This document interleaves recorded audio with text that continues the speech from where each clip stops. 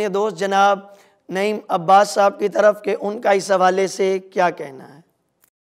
جب ہم جناب سیدہ فاطمہ سلام اللہ علیہا کی زندگی کے تیسرے مرحلے کو دیکھتے ہیں، اور وہ مرحلہ ہے وہ مرحلہ کہ جہاں پر وہ عورت ماں کے درجے تک پہنچ جاتی ہے۔ اب جناب سیدہ فاطمہ سلام اللہ علیہا نے جن بچوں کی تربیت کی اور جن بچوں کی تربیت کر کے معاشرے کے حوالے کیا، یہ تو ہر انسان جانتا ہے، ہر مسلمان جانتا ہے کہ اس سے عظیم گھرانہ کوئی ہو ہی نہیں سکتا کہ جس طرح چاہیے کہ ایک ماں اپنی اولاد کی تربیت کرے، اس سے بھی کہیں عظیم درجے کی تربیت جناب سیدہ نے اپنی اولاد کی کہ جب بیٹوں کو دیکھا تو بیٹے دنیا والوں کے سامنے حسن اور حسین جیسے امام اور معصوم بن کے نکلے، اور جب بیٹی کو دیکھا تو وہ زین و ابیہا بن کے سامنے آئیں۔ تو یہ تربیت جناب سیدہ فاطمہ سلام اللہ علیہا تھی کہ زندگی کے ہر مرحلے پر اپنی اولاد کی تربیت کا خیال رکھا، اور جب اپنے فرزندان بیمار ہوئے تو انہوں نے منت مانی۔ تو جب روزوں کی منت مانگی تھی تو قرآن کے اندر سورہ دہر کہتی ہے کہ 3 دن مختلف افراد، کوئی غریب، کوئی فقیر، کوئی مسکین، جب دروازے پر آتے تھے تو جناب سیدہ کا کردار دیکھیں کہ ایک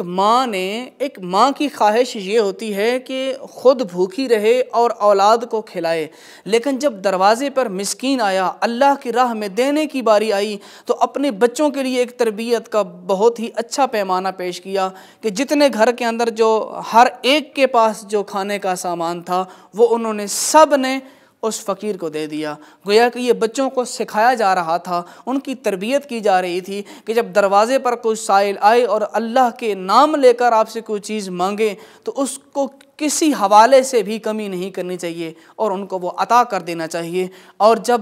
بی بی کے زندگی کے آخری ایام تھے تو بی بی نے اپنے بچوں کو کہا کہ حسن و حسین جاؤ اور اپنے نانا کی مزار پہ جا کر میرے لیے دعا کرو کہ اللہ مجھے شفا عطا فرمائے۔ تو گویا سیدہ فاطمہ یہ درس دینا چاہتی تھیں کہ حسن حسین تمہارا دنیا میں بہت بڑا مقام ہے، اللہ کے نزدیک بہت بڑا مرتبہ ہے، لیکن اس کے باوجود بھی تم یاد رکھو اگر تم دعا قبول کرانا چاہتے ہو تو اپنے نانا کو اپنی زندگی میں وسیلہ بناؤ، اپنی زندگی کے اندر، اپنے امور کے اندر پیغمبر کی تعلیمات کو وسیلہ بناؤ، اور خدا سے اگر کچھ مانگنا ہو تو اس کی ذات کو وسیلہ بناؤ۔ تو عزیزان، یہ ایک وہ پیغام تھا،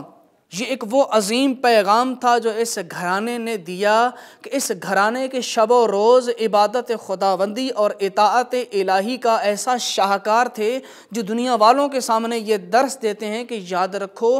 تم یہ ہستیاں اتنی عظیم تر ہو کر خدا کے نزدیک اتنا مقام پانے کے باوجود بھی عبادت سے بے نیاز نہیں ہیں، تو کہیں تم گناہگار انسان ہو کر زندگی کے کسی مرحلے پر اپنے آپ کو خدا کی عبادت سے بے نیاز نہ سمجھنا۔ اور یاد رکھو دنیا والو، جناب فاطمہ نے یہ تربیت کر کے بتایا ہے کہ دنیا والو، اللہ نے اولاد صرف اسی لیے نہیں دی کہ تم اولاد کو اسی لیے پیدا کرو تاکہ جب وہ جوان ہو جائے اور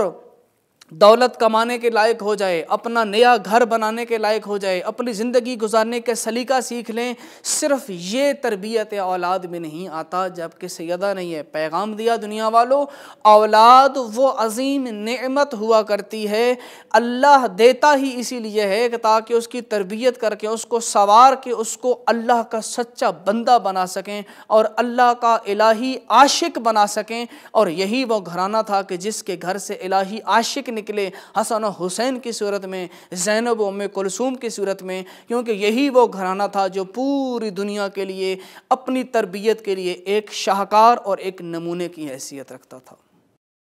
ناظرین، اب ہم بڑھتے ہیں اپنے اگلے دوست